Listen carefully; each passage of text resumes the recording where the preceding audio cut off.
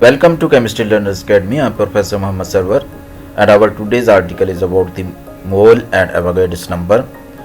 In this article we will completely explain the concept of mole. We will also explain the general formulas to determine the number of moles of compounds by using their mass and molar mass. We will also explain writing moles for different types of substances. The substances may be in the atomic form, in the form of molecules, in form of ionic compounds, or in the form of ionic species.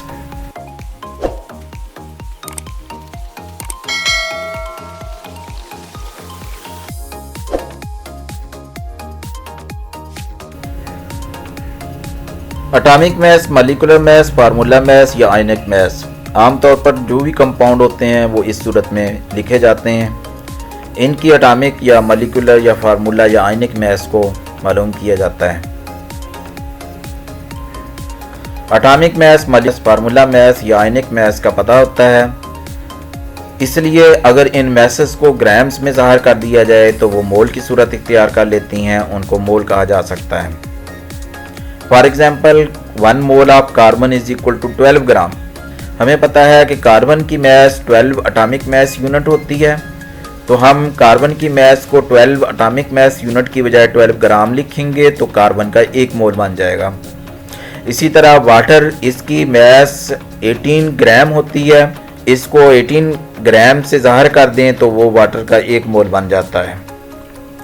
Sodium chloride एक ionic compound है, इसकी मास 58.5 atomic mass unit होती है, इसको ग्रामों में ज़ाहिर कर दें तो 58.5 ग्राम बन गया और ये 1 मोल NaCl का हो गया।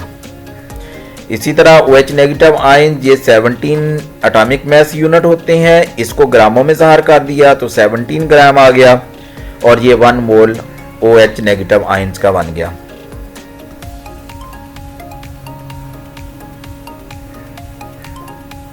सब्सटेंसेस को मुख्तलिफ हालतों में लिखा जाता है। फॉर एग्जांपल अगर कोई सब्सटेंस एटॉमिक फॉर्म में है तो उसके एटम्स की सूरत में लिखा जाता है, मॉलिक्यूल की सूरत में है तो मॉलिक्यूल में लिखा जाता है, इसी तरह आयन या फार्मूला यूनिट्स की सूरत में उनको लिखा जाता है। किसी चीज़ के 1 मोल में उसके पार्टिकल्स की तादाद एवोगैड्रोस नंबर के बराबर होती है और एवोगैड्रोस नंबर 6.03 एक्सपोनेंशियल 23 होता है। अगर एटम्स की तादाद एवोगैड्रोस नंबर के बराबर हो तो वो 1 मोल एटम का बन जाता है। इसी तरह अगर मॉलिक्यूल्स की तादाद एवोगैड्रोस नंबर के बराबर हो तो वो 1 मोल मॉलिक्यूल का बन जाएगा। इसी तरह अगर फार्मूला यूनिट्स की तादाद एवोगैड्रोस नंबर के बराबर हो तो वो 1 मोल फार्मूला मास का बन जाएगा, तो वो 1 मोल बन जाएगा। इसी तरह अगर आयन्स की तादाद एवोगैड्रोस नंबर के बराबर हो तो वो 1 मोल बन जाएगा। तो ये था तल्लक जिसमें हम एवोगैड्रोस नंबर और मोल को ज़ाहिर करते हैं। अगर दिए गए कंपाउंड्स की मिकदार ग्रामों में हो तो इस फार्मूला को इस्तेमाल करते हुए हम नंबर ऑफ मोल्स मालूम कर सकते हैं।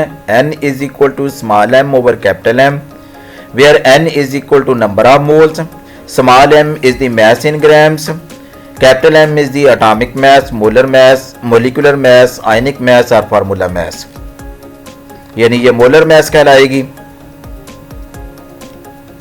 अब हम मुख्तलिफ टाइप्स के सब्सटेंसेस के लिए मोल लिखने के तरीक़ेकार जानते हैं। फॉर एलिमेंट्स, एलिमेंट में चूँकि एटॉमिक मास वो एलिमेंट की एक नोन होती है और उसको ग्राम्स में एक्सप्रेस कर दिया जाता है तो वो ग्राम, एटम या मोल कहलाता है। फॉर एग्जांपल हाइड्रोजन, इसकी एटॉमिक मास होती है 1.008 एटॉमिक मास यूनिट, इसको ग्रामों में ज़ाहिर कर दिया तो वो 1 मोल हाइड्रोजन का बन गया।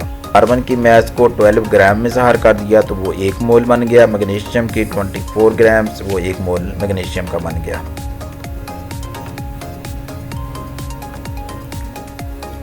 ऐसे सब्सटेंसेस जो मॉलिक्यूलर हालत में पाए जाते हैं उनके मॉलिक्यूल्स की मास को ग्रामों में ज़ाहिर कर दिया जाता है। फॉर एग्जांपल वाटर है, इसका मॉलिक्यूलर फार्मूला H2O है और इसकी मास होती है 18 एटॉमिक मास यूनिट। इस 18 को ग्राम में ज़ाहिर कर दिया जाए तो 1 मोल वाटर का बन जाएगा। इसी तरह कार्बन डाइऑक्साइड की मैस 40 ग्राम में ज़ाहिर कर दी तो 1 ग्राम मोलिक्यूल या 1 मोल बन गया। इसी तरह ग्लूकोज की मैस 180 ग्राम में ज़ाहिर कर दी तो 1 मोल ग्लूकोज का बन गया। अब हम आयनिक स्पीसीज को देखते हैं। अगर आयनिक स्पीसीज के फार्मूला मैस का पता हो तो हम उस आयनिक स्पीसीज के फार्मूला मैस को ग्रामों में ज़ाहिर कर देते हैं तो वो उसका मोल बन जाता है। जैसे सोडियम क्लोराइड है, मैग्नीशियम क्लोराइड है, सिल्वर नाइट्रेट है, इनकी मैसेस को ग्रामों में ज़ाहिर कर दिया, ये इनका 1 मोल बन जाता है। अगर आयनिक स्पीसीज मौजूद हैं तो आयनिक स्पीसीज की मैस को एटॉमिक मैस यूनिट की बजाय ग्रामों में ज़ाहिर कर देना है तो ये उस आयनिक स्पीसीज का मोल बन जाएगा। For example 1 gram ion of OH negative is equal to 17 gram. इसी तरह 1 gram ion of sulphate is equal to 96 gram. इसी तरह 1 gram ion of nitrate is equal to 62 grams. ये एक सिंपल एग्जांपल है जिसमें हमने मोल्स को मालूम करना है और कुछ मिकदारें दी हुई हैं। Calculate gram atoms or mole in 0.1 gram of sodium and 0.1 kg of silicon। सबसे पहले तो रिकॉल करें वही formula n is equal to small m over capital M। तो स्मॉल m क्या है, ये ग्रामों में मिकदार दी हुई है और कैपिटल M क्या है, मोलर मैस है। सोडियम की ग्रामों में दी गई मिकदार 0.1 है तो 0.1 ओवर मोलर मैस कितनी होती है सोडियम की 23। तो 0.1 ओवर 23 इज इक्वल टू 0.0043। इसको साइंटिफिक नोटेशन में लिखा तो 4.3 एक्सपोनेंशियल माइनस 3 मोल्स आ गया। सेकंड जो क्वेश्चन है वो है 0.1 kg ऑफ सिलिकॉन, इसको मोल में ज़ाहिर कर दें। तो number of gram atoms of silicon या मोल इज इक्वल टू, चूंकि 0.1 किलोग्राम 100 ग्राम के बराबर होते हैं तो यहाँ पर हम लिखेंगे 100 over 28.086 is equal to, answer आता है 3.56 मोल्स। तो यहाँ पर हमने दोनों चीज़ों को मालूम कर लिया, सोडियम के मोल्स को भी और सिलिकॉन के भी मोल्स को।